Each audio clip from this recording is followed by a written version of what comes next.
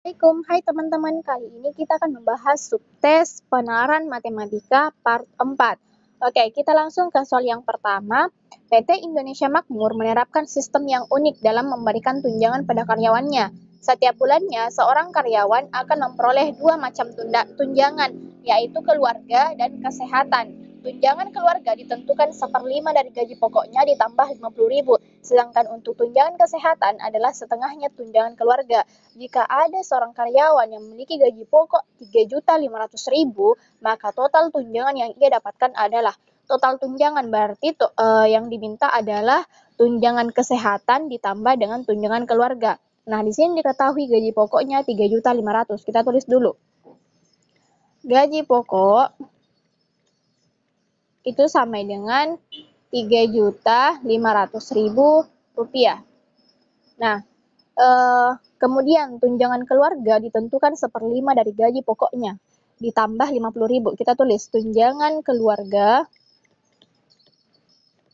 itu adalah 1/5 dari gaji pokok. Berarti 1/5 kali gaji pokoknya berapa? Gaji pokoknya adalah 3.500.000. Berarti 3.500.000 kemudian ditambah dengan 50.000. Ditambah 50.000. Nah, 1/5 kali 3.500.000, 35 bagi 5 itu kan 7. Berarti 1/5 kali 3.500.000 sama dengan 700.000. 700.000 ditambah dengan 50.000. Berarti total tunjangan keluarganya adalah 750.000. Kemudian kita selanjutnya ke tunjangan kesehatan. Tunjangan kesehatan. Nah, tunjangan kesehatannya adalah setengahnya tunjangan keluarga, berarti 1/2 dari tunjangan keluarga. Tunjangan keluarga berapa? Tunjangan keluarganya adalah 750.000. Nah, ini 1/2 kali 750.000. 75 bagi 2 itu kan 37,5. Berarti tunjangan kesehatannya adalah 375.000. Nah, yang ditanyakan adalah total tunjangan. Berarti tinggal kita tambah tunjangan keluarga ditambah tunjangan kesehatan. Keluarga berapa? Keluarga adalah 750.000, kemudian kesehatannya adalah 375.000. Kalau ini kita tambah, ini nolnya 3, kemudian 0 tambah 5 itu 5, 5 tambah 7 itu 11. 12 ya, 12 berarti 2 simpan 1. 7 tambah 3 itu 10, 10 tambah 1 itu 11. Berarti 1.125.000. Opsi yang B. Ke soal nomor 23. Jika P bilangan prima dengan P plus 6 dan P plus 7 juga bilangan prima, maka nilai P plus 7 yang mungkin adalah. Oke, di sini ada 4 pernyataan 1, 2, 3, dan 4. Jadi kita analisis masing-masing pernyataannya. Kita ke pernyataan pertama. Pernyataan pertama, P plus 7 itu sama dengan 10. Berarti nilai P-nya sama dengan, nilai P-nya adalah 10 kurang 7 itu sama dengan 3. Nah, nilai 3 ini atau bilangan 3 ini merupakan bilangan prima. Oke, saya jelaskan dulu, bilangan prima adalah bilangan yang memiliki dua faktor, atau dengan kata lain hanya bisa dibagi oleh dua angka, yaitu dirinya sendiri dan angka 1. Contohnya seperti ini, bilangan prima itu contohnya 2, 3, 5, 7, 11, 13, 17, 19, dan seterusnya. Nah, ini semua merupakan bilangan prima. Kenapa? Karena hanya bisa dibagi oleh dirinya sendiri dan angka 1 atau memiliki dua faktor. Contohnya angka 2. Angka 2 itu bisa dibagi dengan 2 dan 1. Angka 3 itu bisa dibagi dengan 3 dan angka 1. Angka 7 bisa dibagi dengan 7 dan angka 1 dan seterusnya. Jadi seperti itu. Nah, apakah karena ini merupakan bilangan prima, kita bisa ambil kesimpulan bahwa pernyataan pertama ini benar? Belum tentu, karena di sini mengatakan P plus 6 dan P plus 8 itu juga bilangan prima. Berarti kita analisis dulu nih. P plus 6 itu harus prima. P-nya berapa? P-nya 3. Kemudian ditambah 6. 6 tambah 3 itu sama dengan 9. Nah, 9 ini bukan bilangan prima. Bukan prima. Nah, dari sini kita bisa ketahui bahwa pernyataan pertama ini salah. Kemudian pernyataan kedua, P plus 7 sama dengan 12. Berarti nilai P-nya sama dengan 12 kurang 7 itu sama dengan 5. Nah, angka 5 ini merupakan bilangan prima. Nah, tapi kita harus ketahui dulu nih, apakah P plus 6 dan P plus 8 itu juga merupakan bilangan prima. P plus 6, nah P-nya adalah 5, berarti 5 tambah 6 itu sama dengan 6 tambah 5 itu 11. Nah, 11 ini merupakan bilangan prima. Kemudian, P plus 8, P-nya 5 dan ditambah dengan 8. Nah, 8 tambah 5 itu sama dengan 13. Nah, 13 juga ini merupakan bilangan prima. Berarti pernyataan 2 ini benar karena P plus 7, P plus 6, dan P plus 8 juga merupakan bilangan prima atau sesuai dengan soal. Berarti pernyataan kedua ini benar. Kita lanjut ke pernyataan ketiga. Pernyataan ketiga, P plus 7 itu sama dengan 14. Berarti nilai P-nya sama dengan 14 kurang 7 sama dengan 7. Nah, angka 7 ini merupakan bilangan prima. Kita lihat apakah P plus 6 dan P plus 8 juga merupakan bilangan prima. P-nya itu 7, kemudian ditambah dengan 6. Nah, 7 tambah 6 itu sama dengan 13. Nah, 13 ini merupakan bilangan prima. Kita lihat P plus 8. P plus 8. P-nya 7, kemudian ditambah dengan 8. Nah, 8 tambah 7 itu sama dengan 8 tambah 8 itu kan 16, berarti 8 tambah 7 itu sama dengan 15. Nah, apakah bilangan 15 ini prima? Ini bukan prima. Berarti pernyataan ketiga ini salah. Kita lihat pernyataan terakhir atau pernyataan 4. Pernyataan 4, P plus 7 itu sama dengan berapa? Sama dengan 18. Sama dengan 18. Berarti nilai P-nya itu sama dengan 18 kurang 7 itu sama dengan 11. Berarti bilangan 11 ini juga prima. Kita lihat P plus 6 dan P plus 8. 11 tambah 6. 11 tambah 6 itu sama dengan 17. Nah, ini prima. Kita lihat 11 tambah 8. 11 tambah 8 itu sama dengan 19. Nah, 19 ini juga merupakan bilangan prima. P plus 7 prima, P plus 6 prima, dan P plus 8 prima. Artinya pernyataan keempat ini benar. Nah, ditanyakan pernyataan yang benar ada 2 pernyataan. Opsi yang C yaitu pernyataan 2 dan 4. Next, kita ke soal nomor 24. 11 siswa mengikuti tes. Guru mengumumkan bahwa jangkauan data nilai siswa tersebut adalah 15. Jika diumumkan 3 siswa memperoleh nilai 100, 1 siswa memperoleh nilai 96, 3 siswa memperoleh nilai 90, serta 2 siswa memperoleh nilai 86, maka nilai 2 siswa yang belum diumumkan tersebut yang paling mungkin adalah. Di sini dikatakan bahwa jangkauan data. Jangkauan itu rumusnya adalah nilai terbesar dikurang nilai terkecil. Nah, di sini sudah diketahui bahwa nilai terbesar dikurang nilai terkecil itu sama dengan 15. Nah, jika diumumkan 3 siswa memperoleh nilai 100, 1 siswa memperoleh nilai 96, dan seterusnya. Kita tulis dulu. Kita urutkan dari terbesar ke yang terkecil.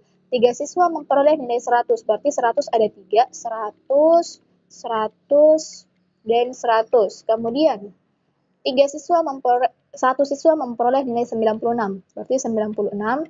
Kemudian 3 siswa memperoleh nilai 90, 90, 90, dan 90 karena ada 3 siswa, serta 2 siswa memperoleh nilai 86. 2 siswa memperoleh nilai 86, berarti 86-nya ada 2. Nah, maka nilai 2 siswa yang belum diumumkan tersebut yang paling mungkin adalah, kita analisis masing-masing opsi jawabannya. Opsi yang A, 99 dan 85. 99 ada di sini, berarti 99 ada di sini, dan 85 ada di sini.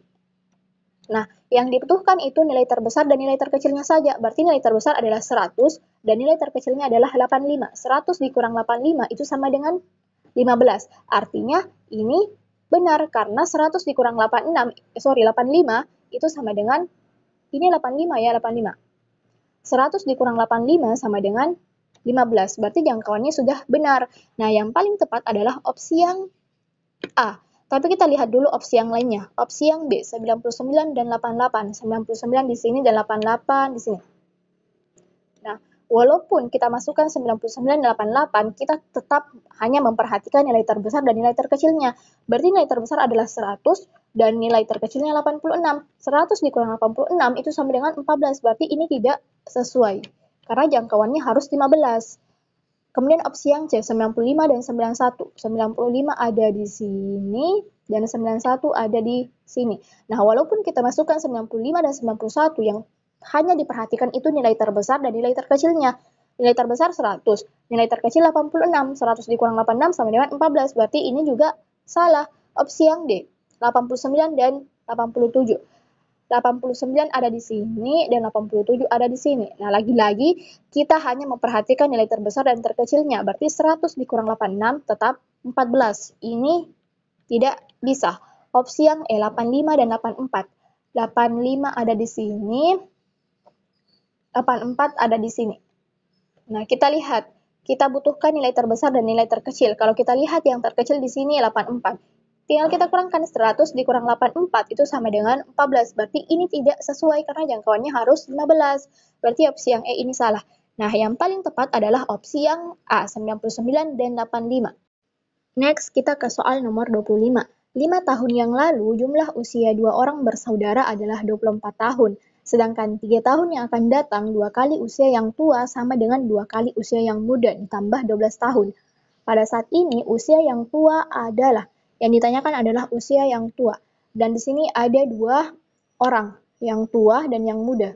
Kita misalkan, X itu sama dengan usia yang tua. Dan Y itu sama dengan usia yang muda. Nah, di sini dikatakan 5 tahun yang lalu jumlah usia dua orang bersaudara adalah 24 tahun. Dua orang bersaudara itu adalah yang muda dan yang tua. Kita tulis bentuk matematikanya. 5 tahun yang lalu jumlah usia dua orang bersaudara. Berarti X min 5 ditambah X min Y, Y min 5 sama dengan 24 tahun. Ini adalah bentuk matematikanya. Kenapa dikurang 5? Karena di sini mengatakan 5 tahun yang lalu. Artinya 5 tahun yang lalu berarti dikurang 5. Kalau 5 tahun yang akan datang berarti ditambah 5. Nah, berarti ini X plus Y plus min 5 ditambah min 5 sama dengan min 10 sama dengan 24. Berarti X plus Y sama dengan 24 yang tadinya minus menjadi positif. Berarti 24 ditambah 10 sama dengan 34. Nah, ini adalah persamaan pertama. Lanjut. Sedangkan 3 tahun yang akan datang berarti plus 3. Karena 3 tahun yang akan datang, 2 kali usia yang tua sama dengan 2 kali usia yang muda ditambah 12 tahun. Berarti bentuk matematikanya begini. 2 kali atau 2, kemudian X plus 3 sama dengan 2 Y plus 3 juga karena 3 tahun yang akan datang. Kemudian ditambah dengan 12. Nah, ini tinggal kita kali. 2 kali X itu 2X, ditambah 2 kali 3 itu 6, sama dengan 2 kali Y itu 2Y, ditambah 2 kali 3 itu 6. 6 tambah 12 sama dengan 18. Berarti ini kita samakan 2X min 2Y sama dengan 18 kurang 6. Kenapa dikurang? Karena positif 6 yang tadinya positif menjadi minus karena pindah ruas. Berarti kita kurang 18 kurang 6 sama dengan 12. Ini kita bagi 2, berarti habis. Berarti ini bagi 2 sama dengan 6. Berarti X min Y sama dengan 6. Nah, ini adalah persamaan kedua. Nah, kita gabungkan persamaan pertama dan persamaan kedua. Persamaan pertama adalah X plus Y sama dengan 34. Kemudian persamaan kedua adalah X min Y sama dengan 6. Nah, ini kita eliminasi salah satu persamaannya. Berarti kita tambah X plus X itu sama dengan 2X. Dan positif Y ditambah min Y itu habis. Berarti Y-nya sudah habis. Nah, tinggal angkanya 34 ditambah 6 sama dengan 40. Nah, berarti X-nya sama dengan 40 bagi 2 sama dengan 20. Nah, X ini adalah usia yang tua. Nah, yang ditanyakan adalah usia yang tua adalah X. X-nya berapa? X-nya 20. Berarti nilai yang paling tepat, opsi yang paling tepat adalah opsi yang D, yaitu 20 tahun. Kita lanjut ke soal nomor 26. Pilihan berikut yang sama dengan 12 tahun adalah, oke, di sini ada 4 pernyataan, kita analisis masing-masing pernyataannya. Kita ke pernyataan pertama. Pernyataan pertama, 1 dasawarsa ditambah 2 tahun. Nah, 1 dasawarsa itu artinya 10 tahun. 10 tahun ditambah 2 tahun sama dengan 12 tahun. Berarti pernyataan pertama ini benar. Kita lanjut ke pernyataan kedua. Pernyataan kedua, 0,1 abad ditambah 4 semester itu sama dengan berapa? Nah, 0,1 abad itu kan 10 tahun, karena 1 abad itu 100 tahun, berarti 0,1 abad sama dengan 10 tahun. Berarti ini 10 tahun ditambah 4 semester. 4 semester itu kan sama dengan 2 tahun, karena 1 semester itu 6 bulan, berarti 4 semester sama dengan 2 tahun. 2 tahun, berarti 10 tahun ditambah 2 tahun sama dengan 12 tahun. Nah, pernyataan kedua ini juga benar. Lanjut ke pernyataan ketiga, 24 semester. 24 semester kan itu sama dengan 12 tahun juga, karena 1 semester itu 6 bulan, berarti 24 semester itu sama dengan 12 tahun. Lanjut ke pernyataan terakhir, ini benar ya, pernyataan ketiga. Pernyataan terakhir, pernyataan keempat, 1 window ditambah 4 tahun. Nah, 1 window itu artinya 8 tahun. 8 tahun ditambah 4 tahun itu sama dengan 12 tahun. Berarti pernyataan keempat ini juga benar. Artinya pernyataan 1, 2, 3, 4 dan pernyataan 1, 2, 3, dan 4 atau semuanya itu benar. Berarti yang paling tepat adalah opsi yang E. Nah, soal ini merupakan soal satuan waktu. Ada dasawarsa, abad, semester, windu, dan lain-lainnya. Ini perlu diketahui karena ini sifatnya umum dan biasanya ada di beberapa soal-soal, mau itu PU, atau PPU, PBM, dan lainnya, itu pasti kemungkinan muncul seperti ini, dan ini harus diketahui karena ini merupakan pengetahuan umum. Nah, selain ini ada juga nih, ada 1 lustrum. 1 lustrum itu sama dengan 5 tahun. Kemudian ada 1 dekade. 1 dekade itu sama dengan 10 tahun. 1 dekade sama dengan 1 dasawarsa atau 10 tahun. Kemudian apa lagi ya? Nah, 1 triwulan. Triwulan itu sama dengan 3 bulan. Kemudian 1 caturwulan. Caturwulan itu sama dengan 4 bulan. Nah, kalau masih ada yang kurang, kalian bisa cari di Google terkait dengan satuan waktu. Nah, di situ biasanya lengkap. Kita lanjut ke soal nomor 27. Jika M dan P masing-masing adalah bilangan bulat positif dan M plus P bilangan genap, maka pernyataan di bawah ini yang salah adalah, jika M dan P masing-masing adalah bilangan bulat positif. Nah, bilangan bulat positif itu adalah bilangan asli, yaitu bilangan 1, 2, 3, 4, 5, 6, 7, 8, dan 9. Ini adalah bilangan bulat positif atau disebut juga bilangan asli. Nah, kita tulis dulu. M, kemudian dalam kurung M plus P itu harus bilangan genap. Nah, di sini ditanyakan pernyataan yang salah. Berarti kita analisis masing-masing pernyataannya nih. Pernyataan pertama, jika M ganjil maka P ganjil. Nah, tinggal kita masukkan bilangan apa sih yang ganjil. Ini terserah ya, terserah bilangan apa. Bilangan 1, 3, 5, intinya terserah, yang penting itu ganjil. Coba kita masukkan angka 1. M-nya 1, berarti 1 ditambah, nah P-nya ganjil. Berarti ganjil, kita ambil angka 1 saja juga ya. Nah, 1 tambah 1 itu 2. 2 kali 1 itu 2. Berarti ini 2. Nah, karena ini 2, berarti ini benar, karena genap. Nah, apakah ini berlaku untuk seluruh angka? Ya, ini berlaku bukan hanya angka 1. Kita ambil angka berapa nih? Angka 3. Angka 3 dan 5, karena ini kan ganjil. 3, kemudian ini 3 dan 5. Intinya semuanya ganjil. Nah, 5 tambah 3 itu kan 8. Nah, 8 kali 3 itu sama dengan 24. Nah, 24 ini juga angka genap. Jadi terserah angkanya, asalkan itu sesuai. Kalau angka ganjil berarti angka ganjil, kalau angka genap ya berarti angka genap. Nah, pernyataan pertama ini atau A ini, opsi yang A ini benar. Kita diminta untuk mencari yang salah. Kita lihat ke pernyataan kedua. Ini tadi pernyataan pertama ya. Kita lanjut ke pernyataan kedua.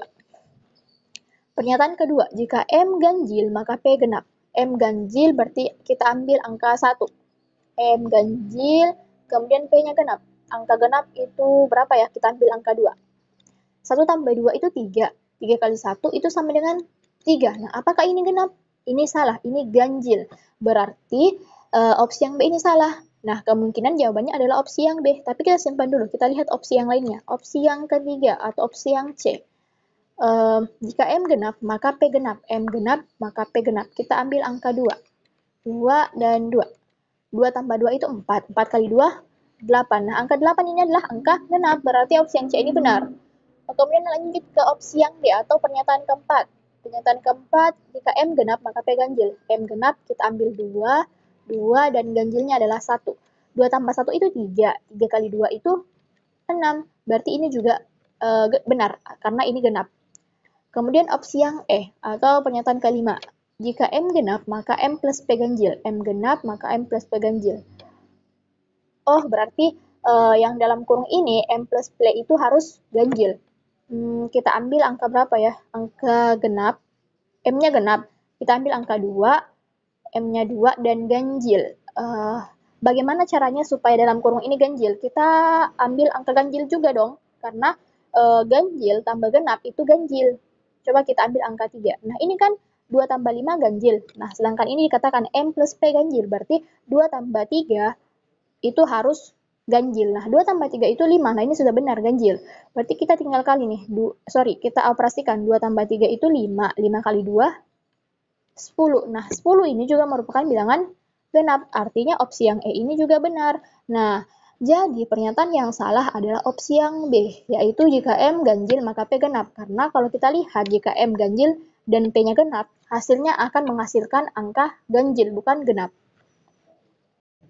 Soal nomor 28, soal nomor terakhir kita baca. Suatu kapal berangkat dari Jakarta menuju Manado dengan waktu 5 jam perjalanan pada pukul 18.00. Apabila kapal tersebut berhenti dulu untuk beristirahat di Bali selama 45 menit, kapal tersebut akan tiba Manado pukul berapa? Berarti ini ada perbedaan waktu. Nah, Jakarta itu adalah waktu Indonesia Barat. Kemudian menuju Manado dengan waktu 5 jam perjalanan pada pukul 18.00. Nah, Manado itu adalah waktu Indonesia Tengah atau WITA. Nah, startnya pukul 18.00 di Jakarta. Kemudian dia beristirahat selama 45 menit di Bali. Bali ini adalah waktu Indonesia Barat. Jadi ada perbedaan waktu di sini. Kita tulis dulu di sini. WIP ke WITA itu selisihnya 1 jam. Kemudian WIP ke WIT atau waktu Indonesia waktu Indonesia Timur itu selisihnya 2 jam. Contohnya seperti apa? Kalau misalnya di WIP itu jam 8, berarti di WITA itu jam 9. Kalau di WIP itu jam 8, berarti di WITA itu jam 10. Ada perbedaan waktu di sini. Nah, di sini kan mengatakan berangkat dari Jakarta, berarti startnya di Jakarta dengan waktu Indonesia Barat, menuju Manado dengan pukul 18.00, perjalanan pada pukul 18.00. Berarti 18.00 ini di Jakarta. Menempuh waktu 5 jam perjalanan. Tinggal kita tambah 5 jam. 5 jam perjalanan ditambah dengan 1 jam dulu. Kenapa? Karena perbedaan antara WIP dan WITA itu 1 jam. Berarti di sini tambah 1 jam. Tapi ternyata dia beristirahat di Bali selama 45 menit. Nah, Bali dengan Jakarta itu sama waktunya. Berarti tinggal kita tambah 0,45. Nah, ini tinggal kita jumlahkan seluruhnya. 18 tambah 05 itu sama dengan 23. 23 tambah 1 jam itu 24. 24 ditambah 45 menit berarti 45 menit. Berarti kapal tersebut akan tiba di Manado pukul 24:45. Nah, 24 itu kan artinya sudah masuk ke hari setelahnya atau jam 00. Berarti yang paling tepat adalah opsi yang C, 00:45 waktu Indonesia Tengah karena dia tiba di Manado.